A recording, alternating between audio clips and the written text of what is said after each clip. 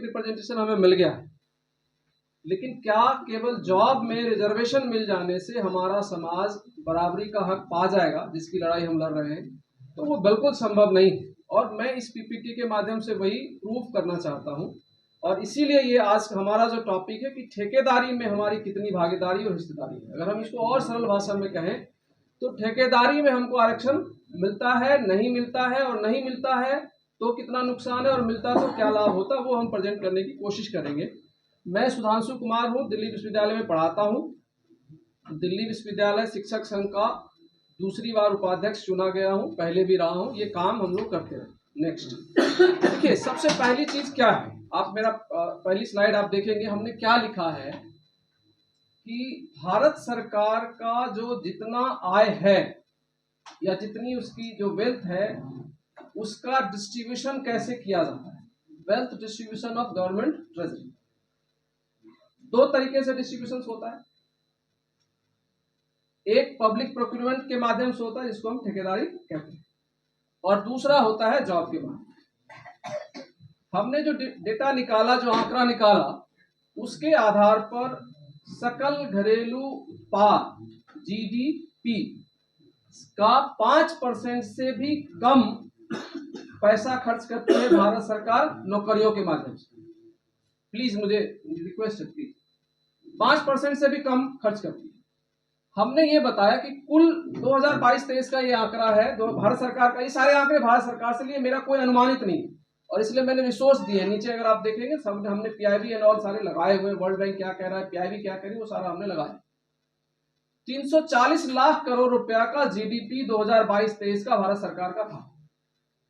तो अगर 340 लाख करोड़ में हमें 5% मिले, मतलब हमें, मतलब पूरे देश में जितनी नौकरियां, मैं उसकी बात कर रहा हूं, तो वो कितना बनेगा? 17 लाख करोड़।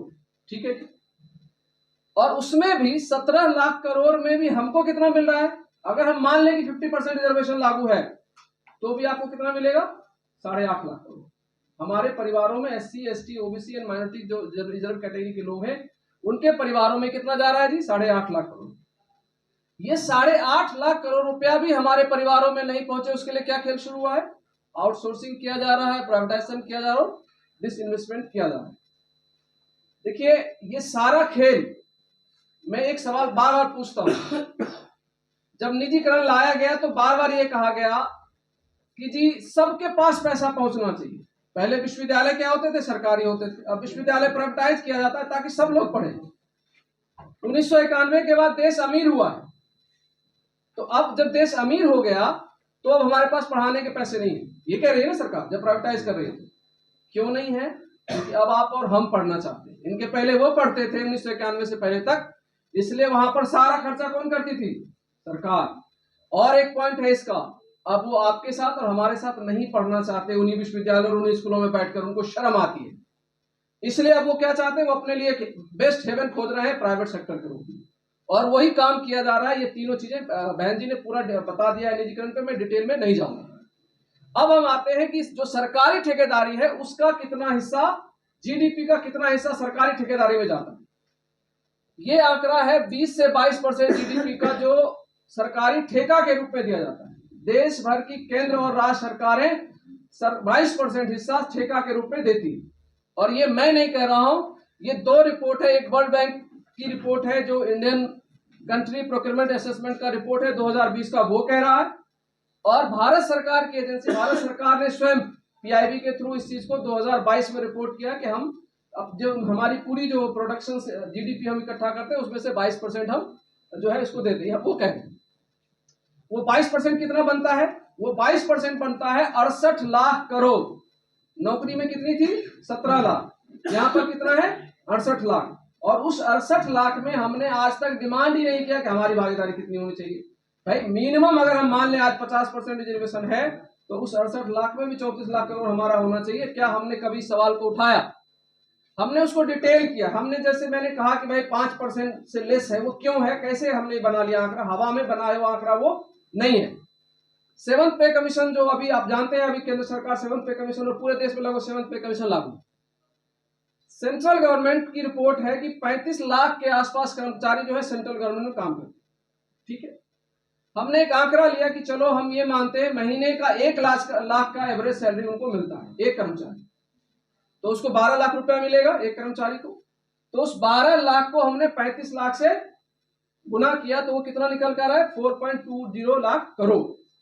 ये जो हमने जो मैं 17 लाख करोड़ दिखा रहा हूं मैं उसका डिटेल दे रहा हूं, ये केवल सेंट्रल गवर्नमेंट एम्प्लॉय के लिए। उसके बाद स्टेट्स में 1.32 करोड़ कर्मचारी काम करते हैं सरकारी सेक्टर में। तो ऑलमोस्ट ये 2 करोड़ कर्मचारी जो है ये सरकारी सेक्टर में काम करते हैं, स्टेट और सेंटर मिला। तो इनका सबका अगर आप जोड़ोगे तो वही लेस देन 5% जो मैंने 17 लाख करोड़ रुपया का ऊपर आंकड़ा दिया है वो आपको मिलेगा, वो लेस देन 5% है। और उस 17 लाख में हम लोग मान लेते हैं कि हमारे घर में 8 लाख करोड़ रुपया SC ST OBC के 85% परिवारों में आ रहा हो।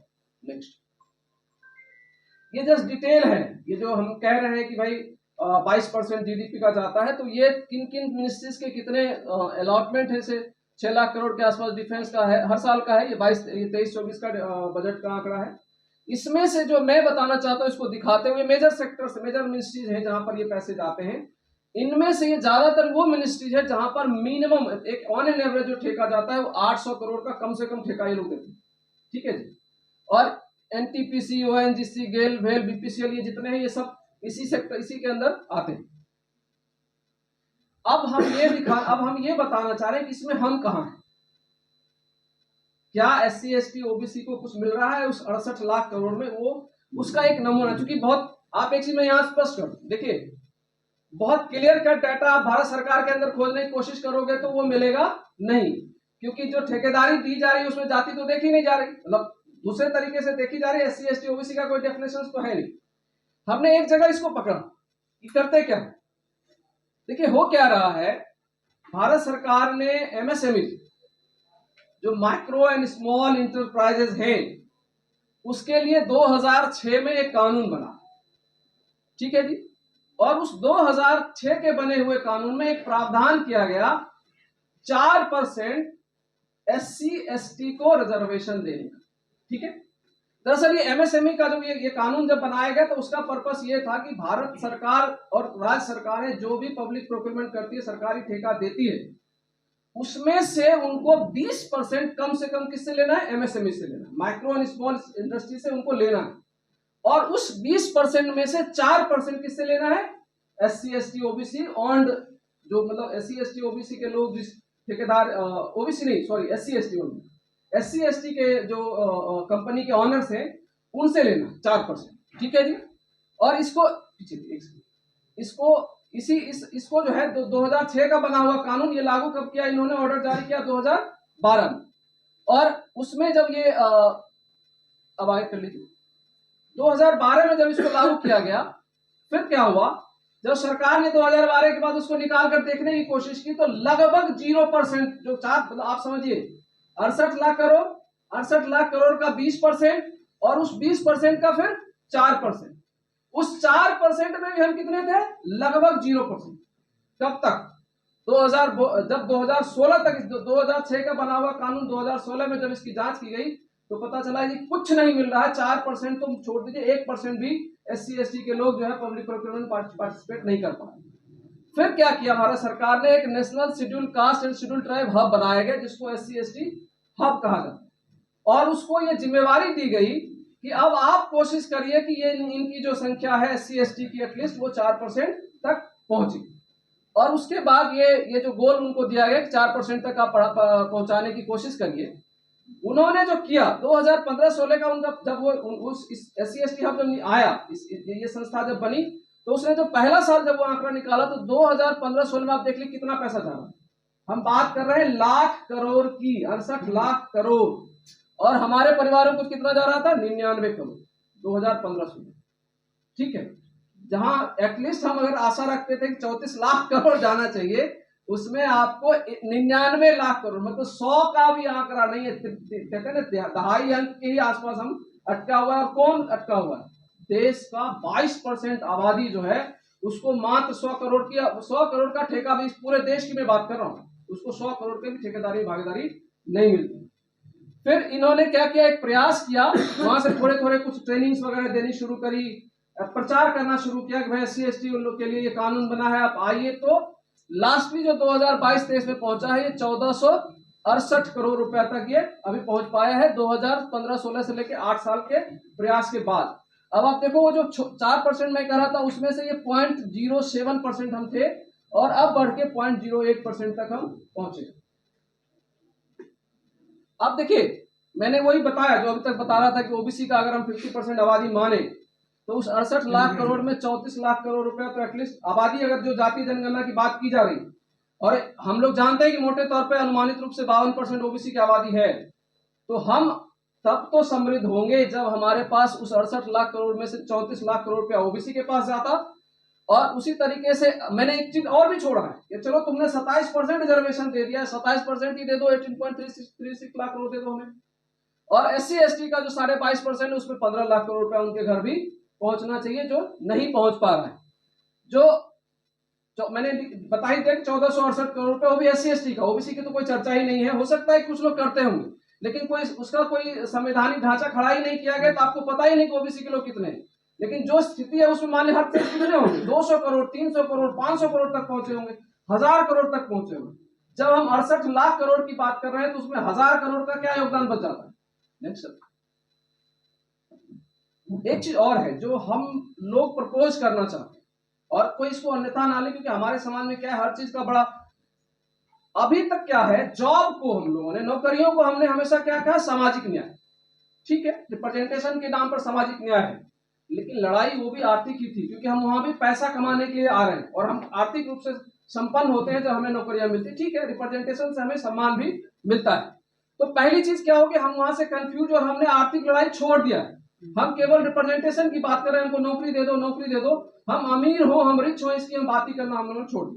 तो हमने इससे इस चीज को भी हमको क्लियर करना है कि अल्टीमेट लड़ाई जो है कि हमारे घरों में आर्थिक न्याय पहुंचना चाहिए। संपत्ति जितनी है इस देश की उसका, एक चीज और मैं यहां स्पष्ट करूं, अभी तक हम क्या लड़ रहे हैं,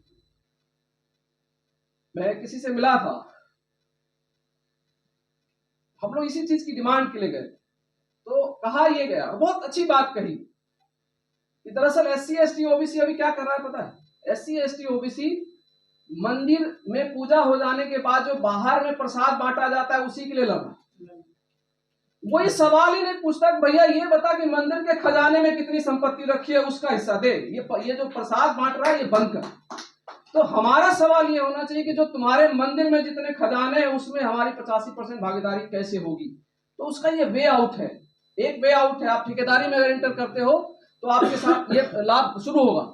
क्यों नहीं है, आप एक चीज को समझिए, क्योंकि आपसे लोग कह देंगे भाई तुम आते क्यों है ठेकेदारी, उसके क्या कारण। देखिए क्या है, कोई भी ठेका जारी होता है उसका एक नियम बनता है कि भाई आपके पास ये रूल होना, ये आपकी संपत्ति होनी चाहिए, आपको ये इतने दिन का एक्सपीरियंस होना चाहिए, आपके पास इतना, आपका जो आपकी कंपनी है उसका जो कैपिटल है वो इतना होना चाहिए। सवाल ये है कि जब हम पहली पीढ़ी है तो हमसे आप ये एक्सपेक्ट क्यों करते हो, हम एक्सपीरियंस कहां से लाएंगे, आपने हमें ठेकेदारी करना ही नहीं दिया। तो अभी भी जो रूल बन रहा है उसमें एक्सपीरियंस मांगा जाएगा, उसमें जो है आपको आपकी संपत्ति के हिसाब किताब लिए जाएंगे, तो आप कहां से दे पाओ। यही वजह है। और ज्यादातर हम लोग क्या है, विदाउट एक्सपीरियंस, प्रायर एक्सपीरियंस मांगोगे, फाइनेंशियल टर्नओवर मांगा जाता है, अर्नेस्ट मनी बात की जाती है और परफॉर्मेंस गारंटी, ये सब कुछ। जब आप सोचो कि SC ST कुल मिला के 99 करोड़ का ठेका ले रहा है तो उससे कहां से वो 800 करोड़ की ठेकेदारी में इंटर कर पाएगा। तो अल्टीमेटली क्या होगा, और ये क्यों हो रहा है, हम सब किसान थे, हम लोग मजदूर थे, अब आज भी किसान मजदूर है, हमारे पूर्वज जो है सारे मजदूर रहे, किसान रहे। तो आप उससे, अगर मैंने वही सारा दिया है और हमारा कहीं पर भी कभी भी बैंक में एक्सेस तो दिया नहीं। और आश्चर्य यह है कि हम लोगों ने कभी इसमें बात ही नहीं की। हर बार क्या होता, मैं एक उदाहरण देता हूं, मैं उस कंपनी का नाम नहीं लेता, एक मोबाइल सेक्टर में काम करने वाली कंपनी है और उसने अपना एक लॉन्च किया था, मोबाइल सर्विस प्रोवाइडर कंपनी। आपको पता है जब उस कंपनी ने लॉन्च किया अपना वो सर्विस प्रोवाइडर कंपनी है, कॉल के लिए नाम नहीं लेते हैं, उस समय में उसने 82,000 करोड़ रुपया बैंक से लोन उठाए। ठीक है जी, कहा गया लोगों को कि ले जाओ, मुफ्त में ले जाओ, मोबाइल भी ले जाओ, सर्विस भी मुफ्त में देंगे, सालों यूज करो, हम कभी वापस आपसे पैसा नहीं मांगेंगे, ले जाओ, सब कुछ मुफ्त। किसके पैसे थे वो 82,000 करोड़ रुपया कहां से उठाया गया था, बैंक लोन से। तो हमें भी दो ना, हमें क्यों नहीं देते। हमें भी दो 85, हम हमारे पास भी बुद्धि है उतनी, दोनों 1 लाख करोड़ का हमें भी दो, हम भी कंपनी चला के दिखाएंगे। लेकिन आप जाओगे कार भी खरीद लोगे, कार के लिए लोन मांगने जाओगे तो आपसे कहेगा मोर्गेज दीजिए, फलाना दीजिए, गारंटी दीजिए। तो हमारे परिवार के लोगों तो बैंक तक उनका एक्सेस ही नहीं है, बैंक लोन देता नहीं है। और ये सब जो बैठे हुए मनुवादी लोग हैं, खास करके मीडिया में बैठे, अभी किसी साथी ने मीडिया की बात की, वो मीडिया बेसिकली करता क्या है, और मीडिया में आरक्षण तो 100% होना चाहिए, क्योंकि सारा विमर्श, सारी बेईमानी जो सरकारें करती है और ये मनवादी लोग करते हैं, उसको ढकने का काम करती है मीडिया, उसको सपोर्ट करती है, उसको आगे बढ़ाती है।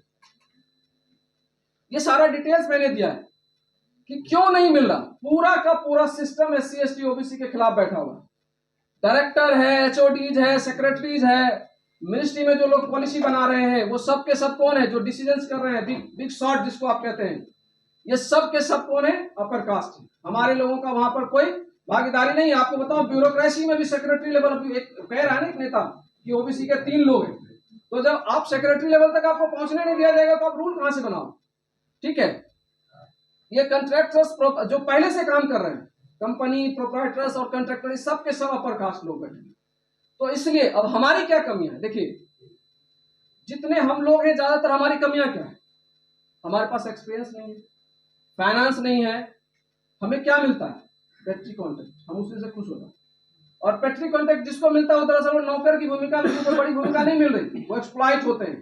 और उसी पेट्री कॉन्ट्रैक्ट में काम करके या सब कॉन्ट्रैक्ट में हमारे लोग काम करते हैं, मजदूर और कर्मचारी की तरह रहते हैं।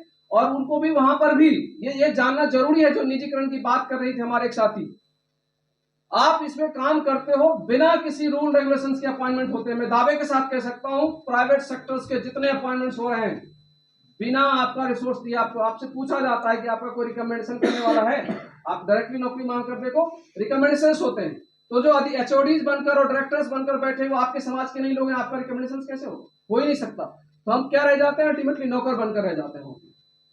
अब एक चीज है, हम आरक्षण मांग रहे हैं, कई साथी कह सकते हैं कि भाई आरक्षण की प्राइवेट में कहां से व्यवस्था हो। हमने वो लिखा, कोई ऐसी पॉलिसी पैरालिसिस नहीं है। अगर सरकार चाहे तो पॉलिसी का कोई बाधा नहीं है, पॉलिसी के नाम पर आप ऑलरेडी बना चुके हो। और जहां जहां इनको जरूरत पड़ती है, देखिए EWS रिजर्वेशन की जरूरत पड़ी, 1 दिन में 3 दिन में सब कुछ हो गया। अभी कोई साथी लीगल बता रहे थे, ऑलवेज SC ST OBC समाज कहीं जाके हारता है, उसका नाम है जुडिशियरी। हम आप वही हारते हैं। मैं एक सवाल पूछता हूँ, OBC रिजर्वेशन लागू हुआ था 1991 में, 1993 तक स्टे करके रखा, जबकि वो भारत सरकार के बनाए हुए संविधान के तहत था। EWS में आपने संविधान को तोड़ा, तब भी किसी कोर्ट ने स्टे नहीं लगाया इस देश में। मध्य प्रदेश में OBC के लिए लोग लड़ रहे हैं, रिजर्वेशन मांग रहे हैं, मध्य प्रदेश हाईकोर्ट ने वहां पर स्टे लगा रखा। तो वो तो आप छोड़ ही दो, लेकिन तब भी जो विद इन भारत सरकार जो लीगल एस्पेक्ट है, मैं वो बताना चाहता हूँ।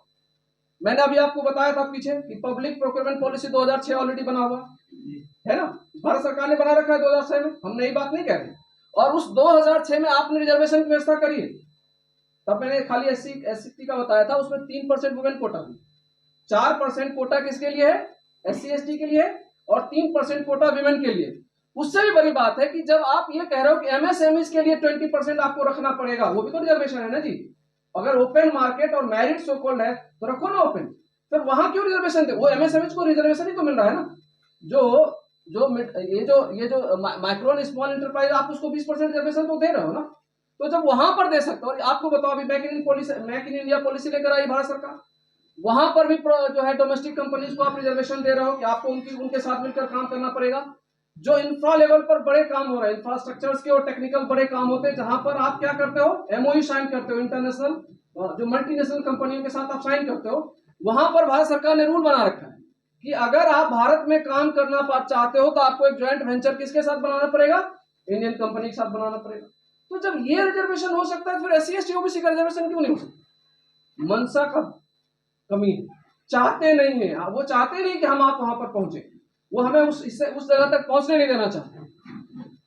चलिए, एक और दूसरा सवाल क्या है, 4% उनको तो दे दिया, आबादी कितनी है उनकी? SC ST को आप 4% दे रहे हो, आबादी 22% है, 25% है, 22% तो रिजर्वेशन ही दे रखा है, 22% ही देते हैं ना, फिर 4% का ये लॉलीपॉप क्यों? पूरा दो ना भाई, जब आप रिजर्वेशन का प्रावधान कर रहे हो तो गिव देम, और 20% एटलीस्ट 25% दो। OBC का तो दे ही नहीं रहे, 52% आबादी है, कोई मतलब नहीं है। और दूसरा सवाल ये है कि जब 4% दिया ही तो ओनली एमएसएमई में क्यों दिया? और जगह दो ना, शुरुआत तो करो। वो नहीं करेंगे, केवल एक जैसे होता है ना पॉलिटिकल गिमिकिंग किया गया, और वो भी उसका डिटेल्स मैंने दिया कि उससे हमें लाभ कितना मिल रहा है। नेक्स्ट हम क्या मांग रहे हैं वो सारा डिटेल्स मैंने दे दिया। खेल जो हो रहा है हमारी डिमांड क्या है, पहला तो वो मैंने बता दिया 50%, 27%, मतलब 27% एटलीस्ट हमारी आबादी चली ओबीसी की, 50% SC ST की 22% है। हम वो डिमांड कर रहे हैं कि वो दो। और वो रिजर्वेशन की शुरुआत ठीक है, हमें पता है कि हम 800 करोड़, 1000 करोड़, 8000 करोड़, 10,000, 50,000 करोड़ की ठेकेदारी में भी हमारे लोग दे भी दिया जाएगा तो शायद ना मिले। तो एटलीस्ट आप 100 करोड़ से लेकर 25 करोड़ से लेकर 100 करोड़ तक तो वहां तो दो। चलो वहां शुरू करो, वहां से शुरू करिए। अब हम लोग उसमें और दो चीजें हैं। ये जो सेकंड लाइन है, allow joint venture with SC ST OBC firm for bigger technical contracts give share, इसके दो स्वरूप हैं, जो दो वजह से मैंने इसको लिखा। एक तो यह है कि SC ST OBC की जो कंपनी है, मान लीजिए कि अनिल जी की कंपनी है, इनका टर्नओवर 100 करोड़ का है, मेरा 100 करोड़ का है, हमारे एक और साथी का 100 करोड़ का है, और आपको मिनिमम 500 करोड़ चाहिए, तो हमें अलाउ कर दो कि हम 5 कंपनी मिलकर उसको लाओ। SC ST within SC ST OBC allow करो, विदिन SC ST अलाउ करो ये। और दूसरा, आप जैसे वहां पर आप शर्तें लगा रहे हो कि इंटर मल्टीनेशनल कंपनी को इंडिया में आके काम करना है, तो आप क्या करो, इंडियन कंपनी के साथ ज्वाइंट वेंचर करो, तो आप वहां भी शर्तें लगाओ ना। जनरल कंपनी जो अनरिजर्व कैटेगरी के लोगों की कंपनियां हैं वो काम करना चाहते हैं, उनको SC ST OBC के साथ ज्वाइंट वेंचर कराओ। उनको कहो कि अगर आपको ये ठेका लेना है, आप SC ST OBC कंपनियों के साथ ज्वाइंट वेंचर करके आओ, फिर हम आपको इसको छूट देंगे और आप मिल जाओ। ठीक है। दूसरा क्या है, ये जो बैंक गारंटी है ना, और एक्सपीरियंस मांगने का, उसको भी आप क्या करो, थोड़े ज्यादा पैसे ले लो हमसे। हमारे पास एक्सपीरियंस नहीं है, हम पहली पीढ़ी, हमारे पास एक्सपीरियंस कहां से आएगी, तो आप थोड़ा ज्यादा पैसे हमसे ले लो, हमारा ज्यादा बैंक गारंटी रखवा लो, अल्टीमेटली हम वहां इंटर तो करें। और SC ST OBC को सरकार प्रयास करे कि उनको बैंक से लोन मिले जब वो कॉन्ट्रैक्ट उनको दिया जाए, जैसे और लोगों को देते हैं, आप स्पेशल प्रोविजन करिए। जैसे अभी छोटी छोटी चीजें हो रही है ना, सरकारें कहती है कि इतना SC ST OBC को साल में आपको SC ST को खास करके देना ही पड़ेगा बैंक को, यहाँ भी करिए ना। प्रोक्योरमेंट में अगर कोई मांगने आता है SC ST का, तो उसको आपको SC ST OBC का, तो आपको उसको देंगे। क्या लाभ होगा आपको मैं बता रहा हूं, अगर हम ये करवा पाए और हम इसको फोकस करके लड़ें, पूरी दिशा बदल जाएगी, पूरी लड़ाई बदल जाएगी। क्योंकि जो मैं कह रहा था, जो मैंने अपने अर्ली रिमार्क्स में कहा था कि हम भीख मांग क्यों रहे, हम देने वाले क्यों नहीं बन रहे, जिस दिन हमने ये ले लिया, हम वही बन के दिखाएंगे, हो जाएगा।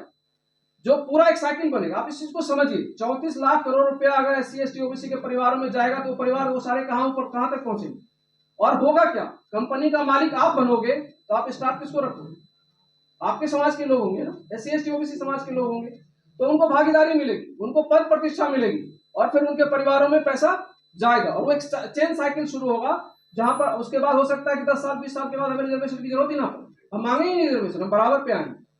ठीक है।